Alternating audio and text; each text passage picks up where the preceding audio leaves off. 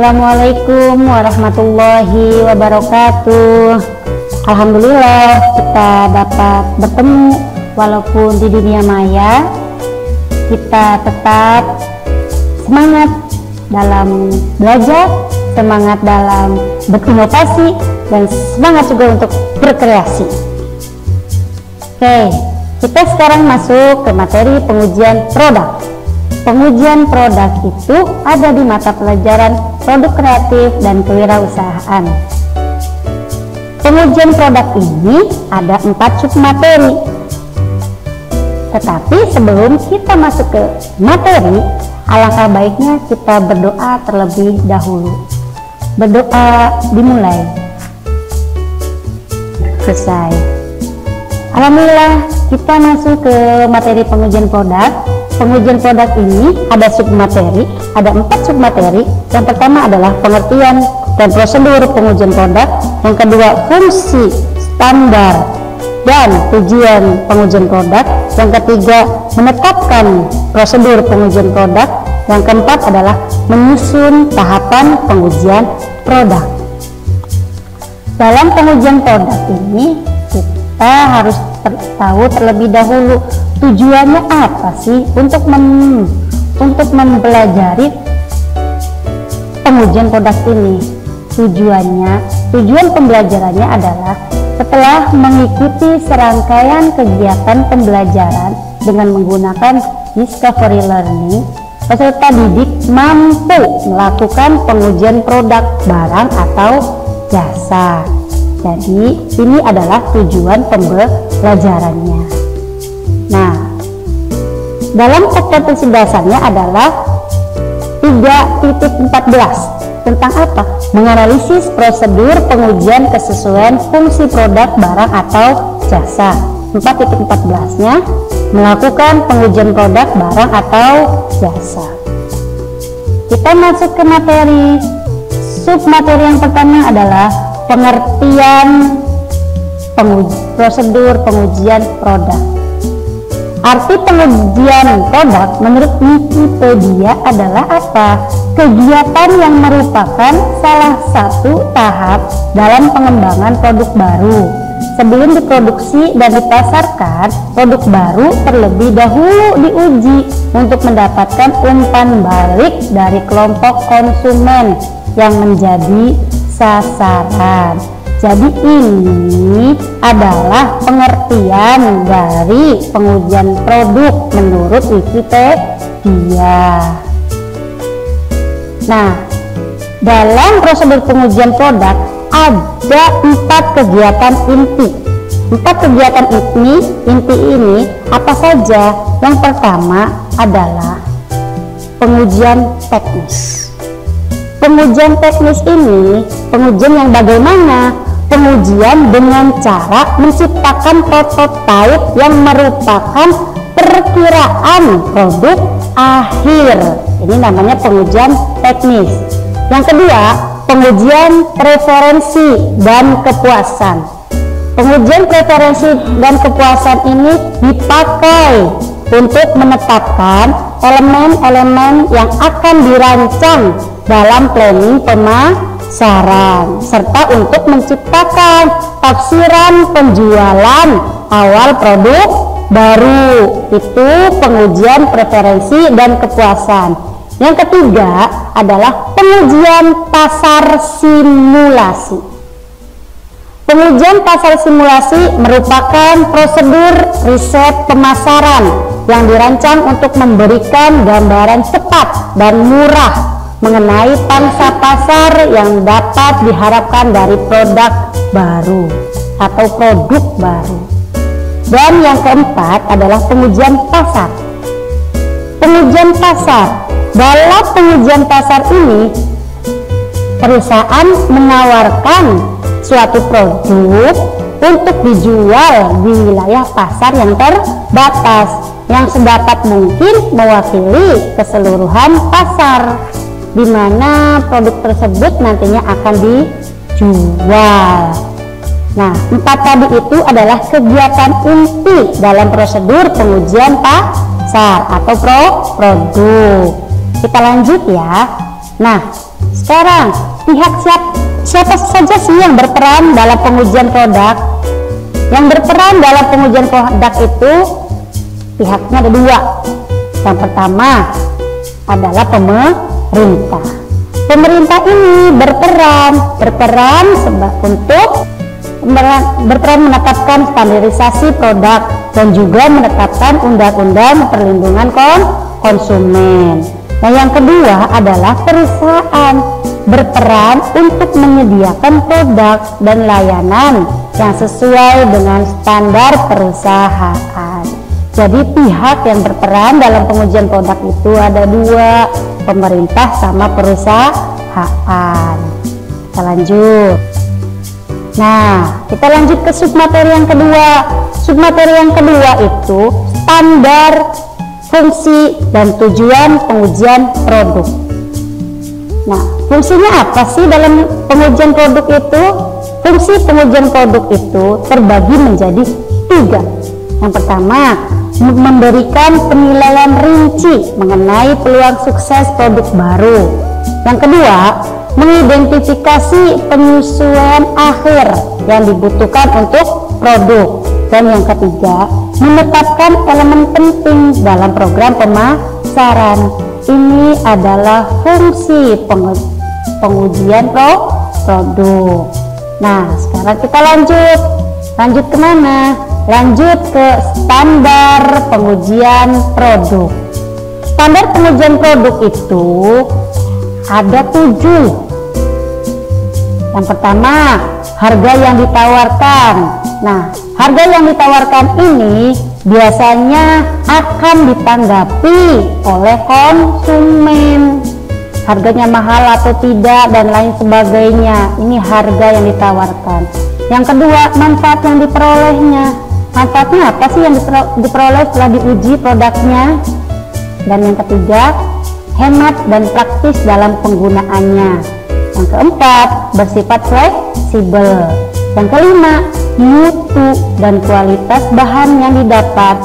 Yang keenam, kepuasan saat menggunakan produk tersebut. Dan yang ketujuh adalah cara mendapatkan dan pemeliharaan produk tersebut. Ini adalah 7 standar pengujian atau 7 poin ini merupakan tanggapan yang biasanya dikomentari oleh masyarakat tentang produk yang akan kita luncurkan. Itu adalah standar pengujian produk. Nah, sekarang submateri lagi yang selanjutnya adalah tujuan pengujian produk. Tujuan pengujian produk yang pertama adalah mengetahui ketahanan, kekuatan, dan keamanan produk. Yang kedua, mengetahui komposisi, bahan baku, dan spesifikasi. Yang ketiga, mengetahui apakah produk tersebut halal atau tidak. Biasanya ini dikeluarkan oleh MUI. Yang keempat, mengetahui apakah aman digunakan pada manusia atau tidak aman. Dan yang kelima adalah mengetahui apakah ada izin peredaran suatu produk. 5 ini adalah tujuan dari pengujian produk. Submateri yang ketiga adalah menetapkan prosedur pengujian produk. Menetapkan prosedur pengujian produk itu ada 3. Yang pertama, penyelesaian prototipe produk akhir. Yang kedua, pengemasan produk akhir. Dan yang ketiga adalah tahap pengujian. Ini adalah prosedur pengujian produk dalam menetapkan prosedur pengujian produk. Submateri yang terakhir adalah menyusun tahapan pengujian produk. Menyusun tahapan pengujian produk itu tahapannya atau langkah-langkahnya ada 6. Yang pertama adalah menyiapkan prototipe produk. Harus disiapkan terlebih dahulu prototipe produknya. Setelah itu baru kita susun metode pengujian produknya. Kalau sudah disusun metode pengujian produknya, langkah yang ketiganya adalah menyusun indikator pengujian. Setelah itu kita lanjut lagi yang keempatnya. Yang keempatnya adalah melakukan pengujian tersebut. Melakukan pengujian apa? Melakukan pengujian produk. Harus diuji terlebih dahulu. Setelah melakukan pengujian produk, melakukan analisis hasil pengujian. Melakukan analisis pengujian ini harus sudah dianalisis. Terakhir adalah menyusun kesimpulan. Menyusun kesimpulannya ini, apakah produk itu layak dipasarkan atau tidak layak dipasarkan. Kalau sudah layak, syukur-syukur kita langsung langsung kita pasarkan produk tersebut. Jadi itu yang 6 tadi adalah langkah-langkah tahapan pengujian produk. Baik. Nah, sampai di sini adakah pertanyaan-pertanyaan tentang 4 submateri yang tadi? Yang pertama adalah arti, yang kedua adalah fungsi, standar, dan tujuan, dan yang ketiga adalah prosedur pengujian produk, dan yang terakhir adalah tahapan pengujian produk. Kalau ada pertanyaan, kalau ada komentar, ataupun ada saran, bisa kalian langsung ketik ke WhatsApp group atau ke Google Classroom. Itu di situ banyak kita komunikasi di situ ya. Oke, kalau sudah tidak ada pertanyaan, begini, Ibu kasih tahu dulu sebelum kita masuk ke Ibu kasih tugas. Kita masuk ke kesimpulan dulu. Kesimpulannya apa? Kesimpulannya adalah arti dari pengujian produk itu adalah suatu kegiatan yang merupakan salah satu tahap dalam pengembangan produk baru atau produk baru. Nah, dalam prosedur pengujian produk ada 4 kegiatan inti.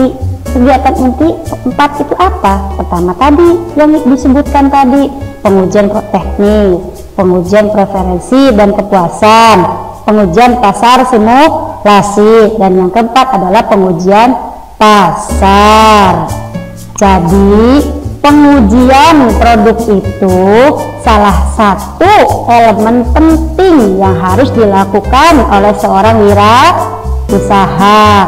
Namun ada beberapa wirausaha yang tidak melaksanakan pengujian produk ini. Ada yang tidak mengujikan atau tidak melaksanakan ujian ini. Karena apa?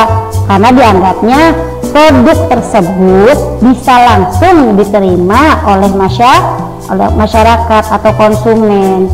Sebenarnya pemikiran tersebut tidak salah juga.